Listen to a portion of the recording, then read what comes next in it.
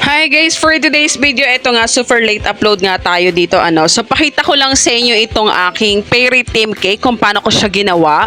So, this is a Choco Moist cake. 7x4 lang yung usapan, pero I think umabot na to ng 7x5 to 6.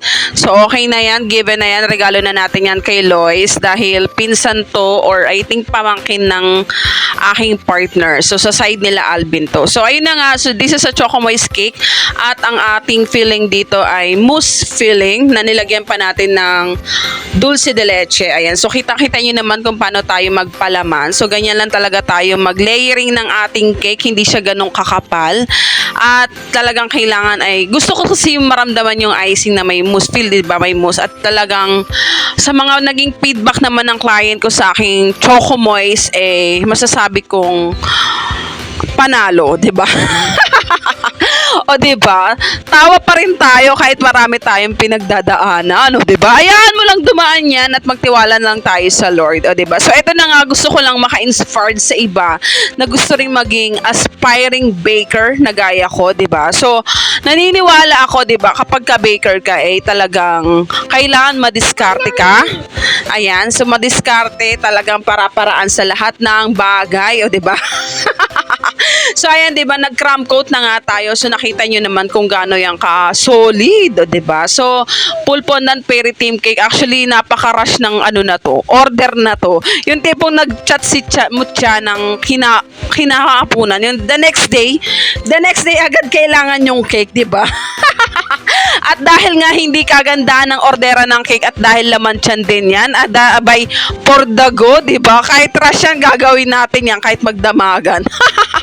Hindi naman kasi medyo na-challenge din ako kasi first time kong gumawa ng merong 3D na fairy na yun nga, figure. This is my first time na naggumawa. I think hindi naman pala first time kasi yung mga previous fondant ko, may mga Santa Claus fondant figure naman din pala akong nagawa. Pero sa fairy, ito yung first time. So, ayun na nga siya. Nandun na nga siya, nakapatong nga siya dun sa may ice cream, na yun, nalagayan. Kasi yung lagayan na yun ay pinaglalagyan ko ng aking mga gel color, lalo na yung sugar cane kasi patusok siya. At yun na.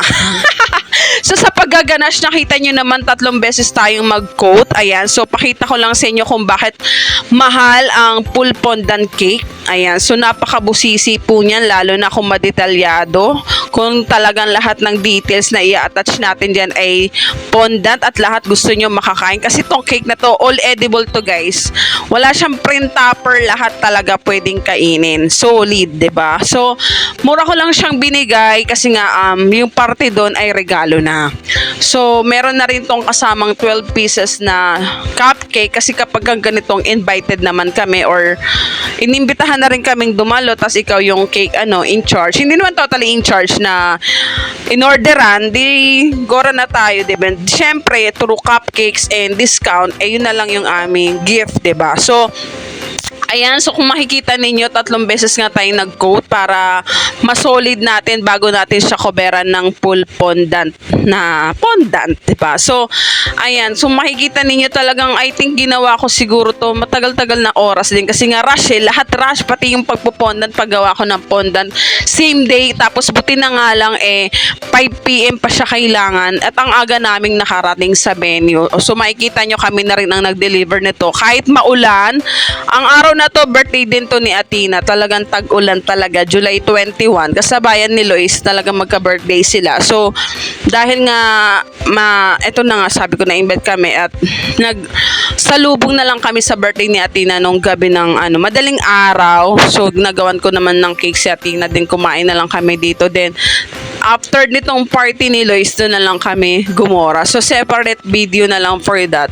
Pati yung kanyang cake na Peppa Pig. So, ito na yung ating fairy na figure. Sorry guys, di ko na napakita yung video nito, pati yung pag-cover kasi napunuan na pala ako ng memory. So, kailangan ko mag-delete na kung baga nag-stop na siya at hindi na siya nakapag-video. Talagang napakahaba kasi sa pagko-coating pa lang ng pagka-cram coat, I think umabot yun ng mga 20 minutes to 25 minutes. Akalain niyo yan. So, kaya itong mga part na lang na to yung nakunan ko kasi naghanap pa ako ng mga video na pwedeng i-delete para save ako nito at makapag video. Ayan. So, ayan, buti na nga lang yung mga dahon-dahon na to. Madaling araw, inumpisahan ko na rin siyang ikat. So, may mga molder naman ako niyan ng mga dahon para medyo tumigas na siya at talagang nakaset na siyang parang nakapatupi. So, yun kasi yung nasa inspo. Actually, sa inspo niya medyo mababa yung height, 7x3.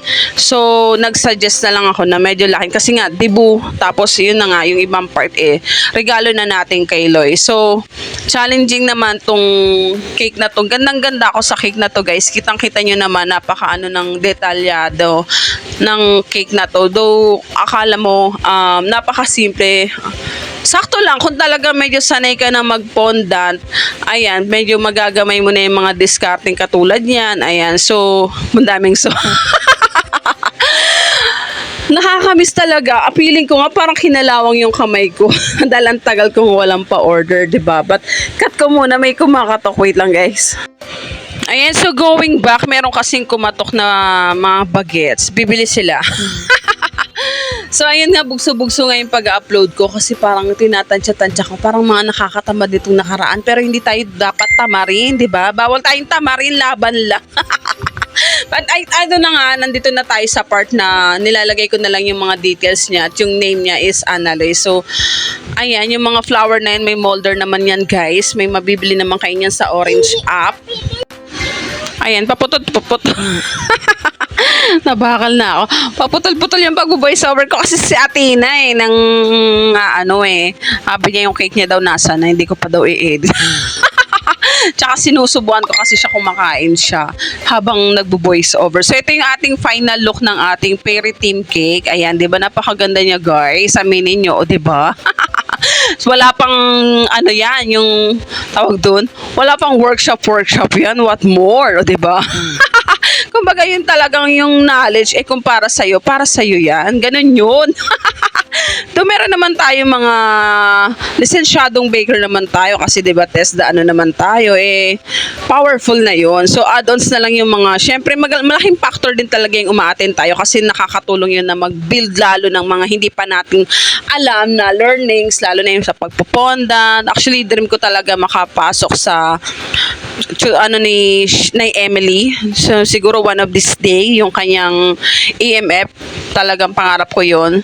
Siguro makaluwang-luwang ng konti sa panahon na to dahil medyo talagang tight ang budget, 'di ba? Kaya hindi ganoon kasi ang orderan. Pero syempre laban pa rin. Meron man naman tayong mga other source ng pinagkakakitaan na pantawid sa araw-araw like ng mga milk tea. Pero talaga yun na nga. So nandito na tayo sa venue sa May Paraiso ng Kabataan. So ang ganda at ang malawak ng venue nila dito. So ako na rin yung nag-set up ng cake doon sa harapan. Ayan. So mabilisan lang. Actually mabuti yung event ng 3 to 4 hours at saka sakto naman kasi nag-uulan-ulan pa talaga ng mga oras na to. At ayan nga yung anak ko bida-bida sa stage, diba?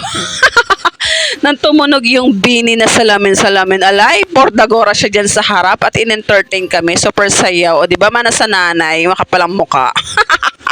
Makapalang mukha ako in a way of na kaya ko at I mean is proud ako sa sarili ko kasi alam ko naman na yung pagiging makapal na mukha ko alam mo yun yung in a way na kaya mong 18 dig ng taas na yung sarili mo kasi gumagawa ka ng way lahat ng para sa sarili mo, 'di ba? Ang hugot. But anyway, yun na nga. Yung iba naman kasi yung pagiging makapalamukha mo dahil diba? Basta yun na yun. But anyway, balik na nga tayo dito. Ito na nga, lumabas na yung ating celebrant at happy 18th birthday, Loy. Sana nagustuhan mo itong iyong Fairy Team Cake. Ayan. So maraming salamat, Mutia. Shout out sa'yo sa laging pag-order. Kahit medyo rush ka lagi. Diyan ako na-challenge sa'yo. At diyan naman ang mga gusto ko. Thank you, Cha. God bless everyone. Bye-bye. Ingat tayo lagi.